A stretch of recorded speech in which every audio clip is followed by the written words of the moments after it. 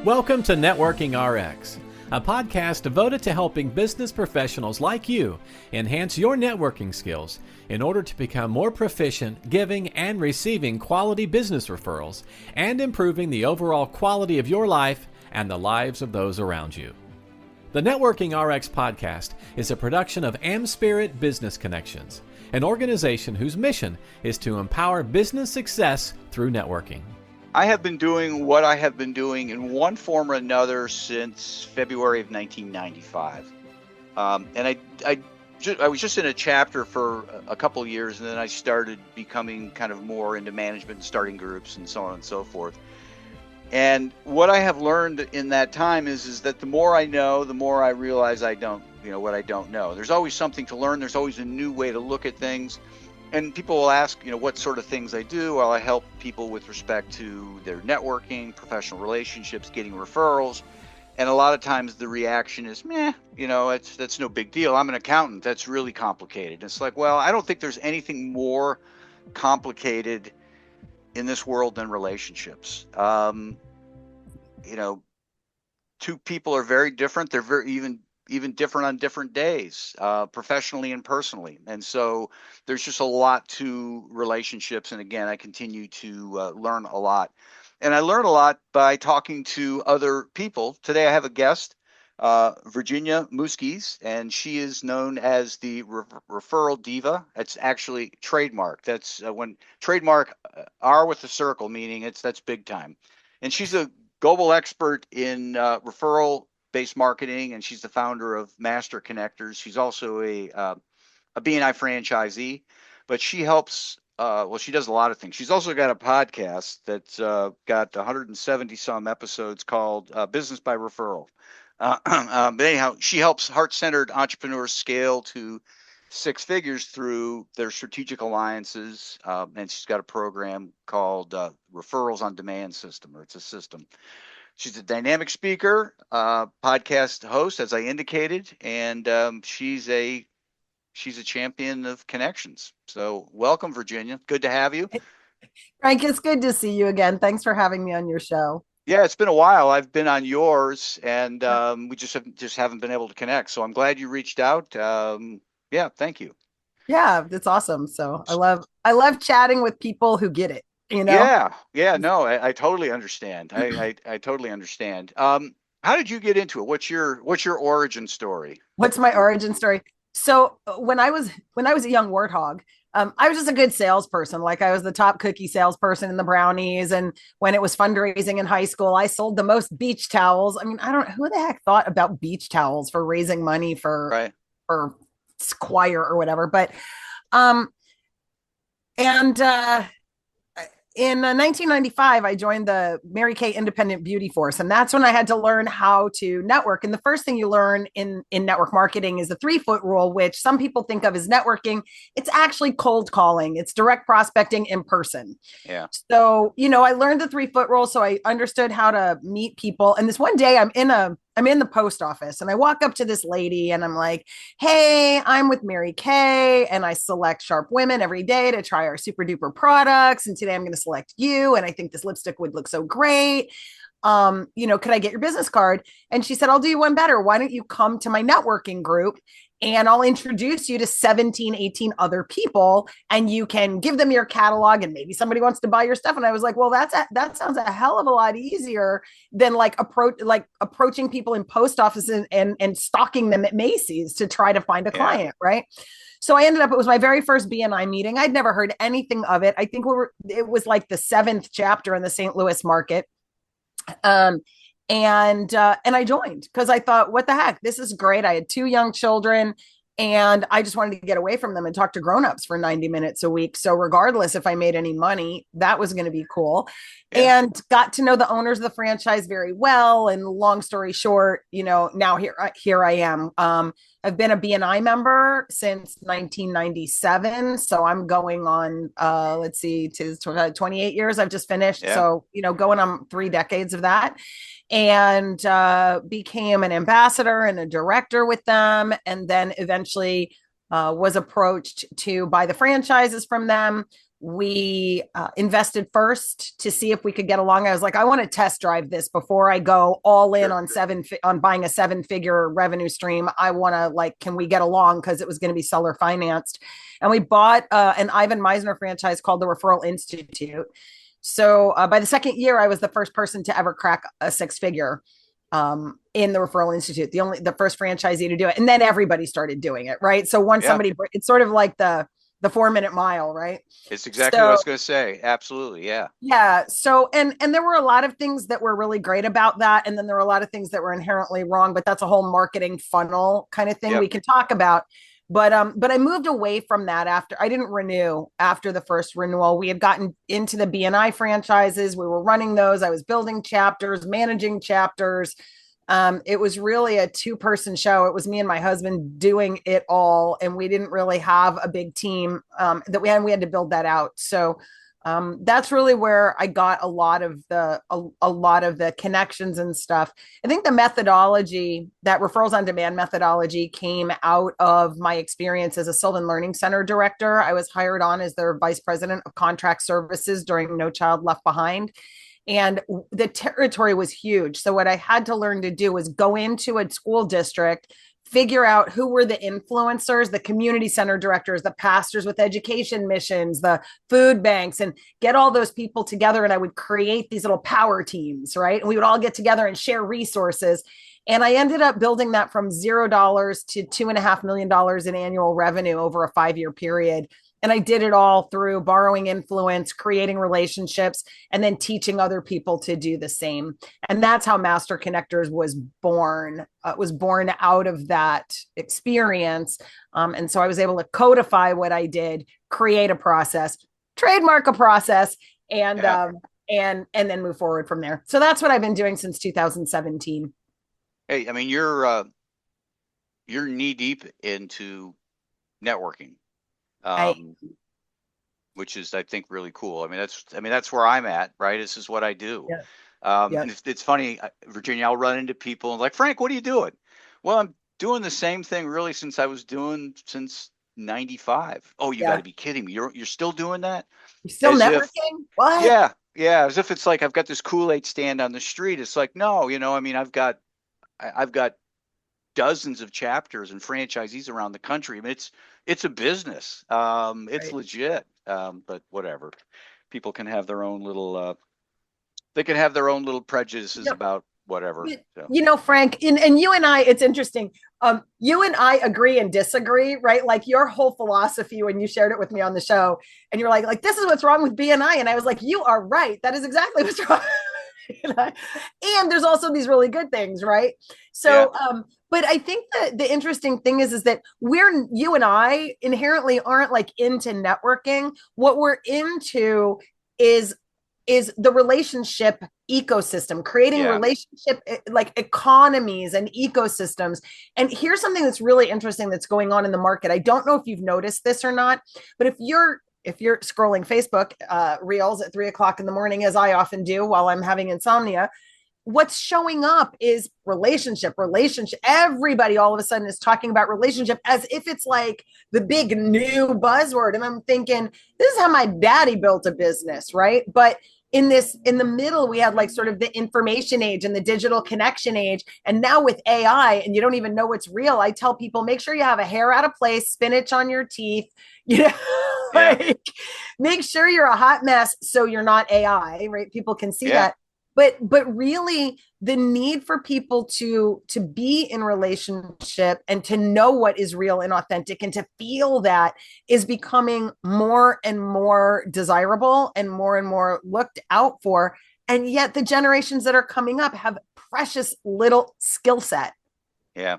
In doing that. I watch my girls who are both entrepreneurs. They're 28 and 30. And as entrepreneurs, my 26-year-old daughter quit her corporate grooming job and opened a salon. And in 1 year did $250,000 by word of mouth because she learned the skill set in the family. This year she's slated. It's her second full year. She did 300. This year she's on target to do 350. And we're going to do $1 million expansion. And she's doing it all by referral. She's got all this referred pent up demand. Like, well, when you open a new spot, so that's what we're really about. We're really about expansion by by creating and growing your connection ecosystem and then learning how to leverage that instead of having it just be a big pile of business cards. Yeah. No, I love that. I have 3 kids, two two boys and a daughter. And they're, they've always kind of, there was one summer Virginia where our sitter totally fell through. Yeah. And my wife was a corporate finance type. And so a lot of it fell on me. And I just told the kids, you know what, you're coming with me. You're going to AmSpirit meetings. Sorry. And I paid them $5 a meeting each. So they, made a little bit of money. And they were probably, my oldest was probably 8 at the time. But they've always kind of like turned their nose up to what dad does. I have this theory that Bill Gates's kid just kind of turned their nose up. Oh, dad, he's a nobody. He missed the internet thing. But at any rate, I watch my kids and they do it, right? In fact, my daughter will tell me, she says, I just franked somebody. What do you mean you franked? That's her word for I had small talk with somebody. Just a total stranger. What I love about it is they're like, ew, I want nothing to do with that. And then all day long, it's all they do. And I'm thinking, you're super oblivious into what I manage. Everything is domestication and programming, right? I'm like, you can hate it if you want, but it's in your nervous system now. So, I think it's a testament to the greatest thing we can give our kids is an example. Sure. Right. And your kids have seen it. And, my son, when COVID, my youngest son, when COVID came down, he could have had a job at Home Depot, and he said, I'm going to buy a power washer. Yeah. And he started a power washing business. Now he's a commercial real estate appraiser now, but there was a sign or a fence to a neighborhood that somebody had spray painted bad words on. I won't get into it. And he texted me. He said, watch this. He sent me the post. He put a post up on Facebook before and after of him just going out there and just for nothing, just power washing this thing off, just contributing to the community. And all the people who are just kind of going nuts about this. Who is this guy? Will he do my house? It was fascinating what he did. But you know what? That's what we do. So it's awesome. Putting it out there, putting out the right message with the right image and really showing people what you can do. I often tell people that I'm talking with when they tell me they're not getting referrals, and you probably already talked about your book, so I'm just going to have you back on my podcast to talk about the reasons people don't get referrals. But one of the things that I tell people is like, if you don't have your own message dialed in, so you're saying it and it's working, then no reason to amplify it with other people's voices. So a lot of it starts out with figuring out that messaging, like, look, this is what I do. And the second part is that you need to do good first. Yeah.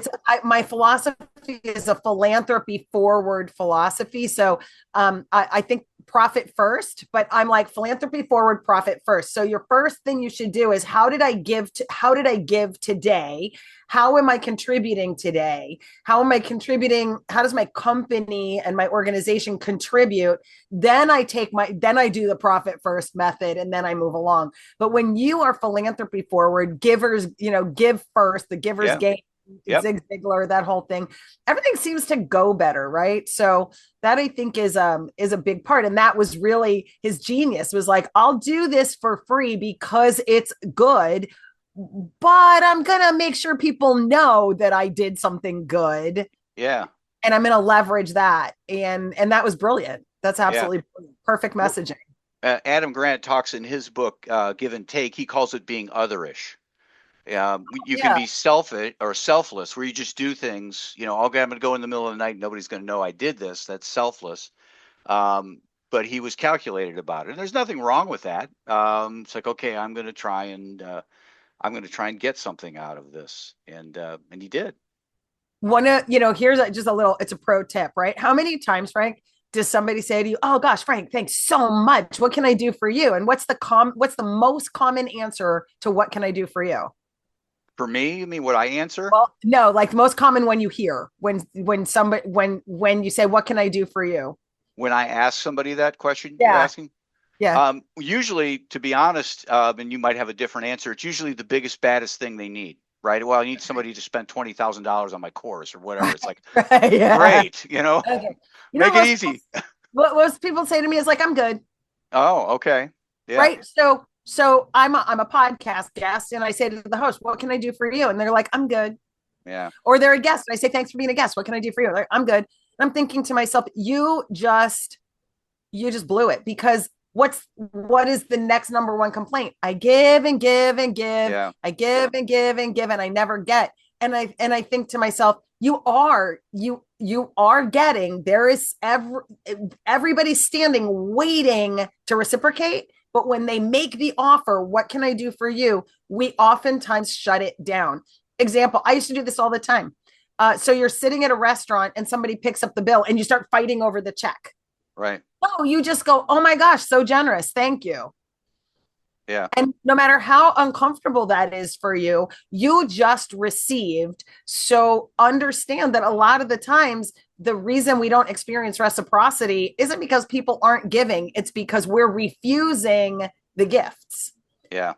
When we have an opportunity to request a gift, we aren't ready. So I teach my clients to keep a list of knowledge, resources, and networks that they need. So when someone says, "How can I help you?" They have, "You know what, the top 3 things I'm working on right now are A, B, and C. And these 2 things or 3 things would really accelerate my success." I have to be honest, I am guilty of that. And I've tried to be better. And I have a friend down in Australia, and I did a few things for him, and he said, "Wow, this is awesome." To me, it's not awesome because it's like, well, I know these people. Why wouldn't I not Right. introduce them to you? And he's like, "What can I do for you?" He didn't put me on the spot because it's Australia and we're messaging back and forth. He's sleeping Right. while I'm awake and whatnot. And I'm like, oh man, I want to respond to this guy because I want him to feel like he's contributed. Right. And I thought about it, and I thought about it, and I have the book I shared with you, 3 Reasons You Don't Get Referrals. I have it. Well, no, it's my first book, Foundational Networking. I have it an audio version of it now. When you do a book through audio with Audible, they give you free codes you can distribute that you can Oh, get neat. somebody. Yeah, and so I have 50 codes for the United Kingdom. I don't know anybody. Well, I don't say I know. I don't know. I don't know enough people to hand in the United States. It's been easy. And Right. so I just said, Derek, I don't know who you know, but this would really help me because they're just going to go to waste otherwise. Right. I woke up the next day and he had connected me to 20 people in the UK. Now he's like, some of these might not go anywhere, but these are the people I'm connected with in the United Kingdom. I'm like, oh my God. So just boom, boom, boom, boom, boom. Amazing. You know what I love about that? They're the excess resources. So Lisa Nichols says, "Give from your saucer, not from your cup." Mm, So in that regard, you've got 50 codes. They're sitting in your saucer. You can't do anything with them. yeah. They're use it or lose it. You're going to throw it away, whatever. You've got this excess resource and excess capacity. And so finding someone to give that out, like one of the excess resources that I have, I don't know if you do any video editing or whatever, but I've got this Audio Hero account. And I was talking with somebody yesterday as a videographer, video editor. And I said, "How much do you spend on like your subscriptions for audio?" And he gave me a number. And I said, "I have this and I have like 3,900 credits." Wow. Because you know what, I'm now in the fallacy of sunk costs, right? It costs me $9 a month. I get like 100 credits a month. I used Yeah. to, Yeah. right? There's all these credits, but if I cancel, I lose my 3,900 credits. So I'm not going to cancel because there's all this Yeah. stored value there. So now I'm just like, does anybody edit videos? I bet now I'm going to get people hitting me up on LinkedIn. I'll have some credits. Can I have some credits? Yeah. No, but I think that's good. It's what I tell people is, and we're not even really getting to any of the questions I have. This is great because we can get you back on. But anyhow, I tell people I don't like coconut, right? I hate coconut. I've got a gag reflex to coconut. But if you offer me a Almond Joy bar, which is like all coconut, a little bit of chocolate, I will take it. Uh-huh. Not that I want it, but there's somebody in my world who will take it. Like my wife will take it, or a Starbucks card. I don't drink coffee, but if somebody gives me a Starbucks card, I'll say thank you. I'll hand it to my wife. I'll send it to my daughter. I'll give it to somebody who wants a Starbucks card. So it's kind Right. of the same thing. We have these things that, you know, are don't really hold value to us, but they hold value to somebody else. Somebody. Yeah. And that's the key, right? And it's a key to take stock of those things. And it doesn't mean that you're going to offer them to everybody. Right. But you have a list that you can say, oh, I can help you with that, and I have excess capacity, so no Yeah. problem. Yeah. Yeah. No, I think that's certainly great advice. A lot of the things you were saying really reminded me of Bob Berg. Have you had Bob on your podcast? I have had Bob Berg. Awesome. Listen, this is hilarious. Do you remember there was a platform before COVID? It was called Blab. No, I don't. Okay. So it was like Clubhouse, Okay. except on video. And you could invite up to 4 people to have a conversation. And then people could like voyeur. They could log into your conversation. And so Bob and I did Blabcasts together. Okay. For a while. So that was like a decade ago. But yeah, he's great. Yeah. He's definitely one you don't have to ask any questions. You're like, welcome to the show, Bob. Yeah. And Yeah, then you sit back and let Bob go. Yeah, he's like an MP3 player. Yeah. Yep. Well, I love Bob because he walks his talk, He does. right? Yeah. Somebody reached out to me and said, how well do you know Bob? Well, I know Bob well, and he knows who I am. I'll comment on his stuff, and he'll respond to me. He's always very gracious. Do you think you could introduce me? Do you think he would come on my podcast? It's like, yeah, he'll come on your podcast. I mean, it's just, why wouldn't he? Yep. You can ask him. Well, I would prefer you ask him. Well, fine. I'm happy to do that. If that adds value to you, I'm happy to do it. But he's so He gracious. always says yes. He always says, uh-huh. Yeah. Anyhow, let's touch on the referral myth. That was one of the topics you gave me. Why traditional networking doesn't work. And what do you advise people to do instead? So when I talk about traditional networking, my concept of traditional networking is what I call eventing, and it's direct prospecting. So it's going to an event and handing out your business card and saying, hi, Frank, I'm a financial advisor. If you know anybody, if you or anyone you know needs financial advising, I'd appreciate the referral. Yeah. That's not to interrupt, but that's you originally with Mary Kay. Yeah. It's got a huge ick factor. I don't want to do that. Yeah. Yeah. But we do it because it's what we see and what we learn. And so the big myth is kind of that works. I have 2 names for that. I either call it Elmer Fudd marketing, which is shh, be very quiet. I'm hunting for clients. Okay. I get it. Okay. And then the Dr. Are You My Mama marketing is from the Dr. Seuss book, the little bird that's running around. It's like, are you my client? Are you my client? Are you my client? We had somebody here in the St. Louis area who would do these networking events. She'd invite 100 people to the networking event and say, 3 people in this room are your client. Go find them. And I was like, oh God, it was like the ultimate ick factor. So, those 2 things don't really work, but sometimes it's just all that we know how to do. And so the referrals on demand system is really a system where I've drawn from the Robin Dunbar's work in social communities, like how social communities are formed. And so what I do is I share with people that what you really want to do is you want to create a nexus, which is what I'm going to call the active part of your network. So most of us have thousands of people on our list. We're connected to thousands of people on social media. But your inner circle, the people that are actually going to refer you repetitively on purpose is going to be about 5 at a maximum. And that takes some time. I mean, you've got to spend, I don't know, an hour a month or so. You've got to be on a monthly kind of reach out connection kind of basis. I tell people you need about 15 people that are finding you mouthpieces, connecting you to people you need to know. 30 people who will share your LinkedIn post, share your podcast. They're raving fans and advocates. 50 or so people that that if somebody said, hey, do you know Frank? Do you know Virginia? They'd be like, yeah, I can make that introduction. It's super casual. In Ivan Meisner speak, they are your order takers. Right. So you got 50 order takers. They'll just connect you if someone specifically asks.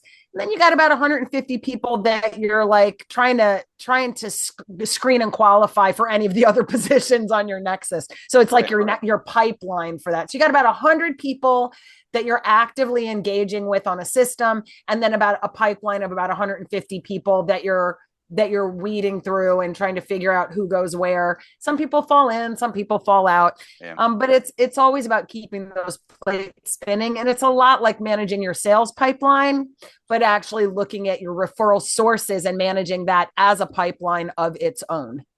Yeah. I'm glad you mentioned about people falling in and out, because that's naturally, you're going to have relationship shifts. People are going to move. A good buddy of mine from law school, he lives in a different part of the state. We were thick as thieves for the longest time, and then he moved to a different part of the state. We're just not in one another's orbit anymore.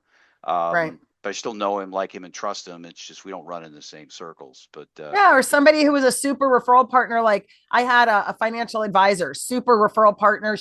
Anyone that wanted to be a referral partner to her, she made them take my course. She made them spend $2,000. She's like, I'm not going to teach you how to do this. Go get yourself equipped and you can be my referrals partner.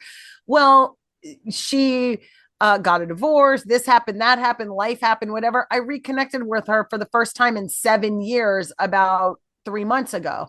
So she went through stuff, then I went through stuff. So life shifts and people come in and come out and come back. And so that's the other thing that I think is super important. And it makes it very difficult, I think, for a lot of people. The relationship piece requires such an amazing amount of emotional intelligence and emotional maturity, where people are allowed to come and go without you having a judgment about that. And that's in part why the referrals on demand system that I have worked so well, because I don't have to kick you out. I just shift where you sit, and then I interact with you according to the interaction plan. So if I move you from advocate to acquaintance, for example, you'll probably get a Christmas card, maybe a birthday card, right? You'll get some communication, but it's not going to be me taking you out to lunch. Let's go to Top Golf. Let's have a cigar. Let's have a birthday party. I'm not going to be like, let's do life, because we're not producing for each other in the way, but it doesn't mean I don't love you, and I can move you into a social circle. And I think that's managing life in these circles, right? I can move you off of my nexus, my networking circle, and I could move you into my life circle. Right. And you could be one of my, well, you won't be one of my 5, because my 5 are my husband, my kids, their spouses. That's my 5. And then, maybe you're going to be one of my 3rd tier people, and I'm just going to plug you in and we'll be social together. So it gives you this ability to, instead of getting all emotionally caught up in other people's changes or the disappointment because you have all these expectations, if you just watch what they do and be like, oh, okay, so we're going to be on this level for this season. And then you just change your behavior and you change your expectations, and they don't have to know. Like, I don't need to be like, Frank, that's it. You're on the social circle now, right? Like, I don't have to make a big deal about it. I just adjust my expectations and my behavior, and it puts me more at ease, and it gives me a lot more peace, so that I can focus on what is working, and I can not get caught up in the disappointments of unmet expectations. I love everything you're saying. Because that's how I live my life. I tell people I don't keep score. I don't have time to keep score. If there's not something of value for me from you, that's okay. I'm not putting pressure on it. It'll happen if it's going to happen. And wow, this has been really good.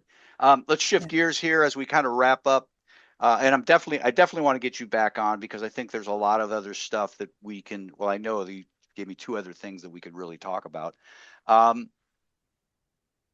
Talk about your program, Referrals on Demand, and how people can get a hold of you, how people can sign up for your course, Sure. or how they can work with you. Sure. So number 1, I love LinkedIn. I have a goal this year to have 10,000 followers by the end of the year. So anyone who would love to help me out with that, if you connect with me on LinkedIn and mention Frank and mention the podcast, I will send you my free gift. It's a Power Partner checklist. So it's exactly the system that I use to screen and qualify my potential referral sources. So hit me up on LinkedIn and I'll give you the gift, because that's reciprocity, right? So You'll help me meet my goal, and I'll help you meet yours. The referrals on demand is actually it's a registered process, and the program that I have is called the 6-Figure Strategic Alliance Accelerator. So I look at not only networking and referrals, but I look at joint venture affiliate partnerships, how to create those, how to create strategic alliances between people. Like I have one client that we were able to bring her into relationship with another vendor. She does packaging, but she does the retail packaging, and we were able to connect her to a primary packaging person who then would need the retail packaging, and now they have a joint venture, and she's included in the scope, right? So figuring out those kinds of relationships as well. And for that, it's super easy. If you just go to LinkedIn, it's linkedin.com/in/Virginia Muskis. Just let me know you're interested, and we'll just have a conversation to see if it's the right thing for you. It's a 2-year program that you can quit anytime, and you only have to pay 25% upfront, and everything else is tied to results. So, and the guarantee is $250,000 in 2 years or less by referral. Awesome. Well, I really appreciate you being on today. I'm glad we made the time, and we'll do it again. So thank you. Yeah, thanks so much, Frank. I really appreciate it. Thanks for joining us on the Networking RX podcast. Please put what you've learned into action today, and let us know if you have questions, comments, or ideas for future topics. You can email them to us at podcast@amspirit.com. That's AmSpirit.com. Finally, so you never miss an episode, be sure to subscribe to the Networking RX podcast through iTunes, Overcast, or however you receive your podcasts. Now get out and network with someone. The Networking RX podcast is the copyright production of AmSpirit Business Connection. All rights reserved.